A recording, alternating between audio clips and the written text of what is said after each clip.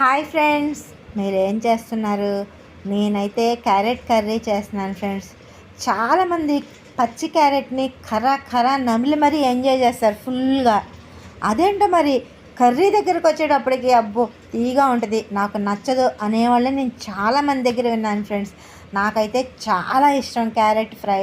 ఇది అంటే అందరూ ఎలా చేస్తారో నాకు తెలియదు, కానీ నేను పోపు అయితే నార్మల్గానే చేస్తాను.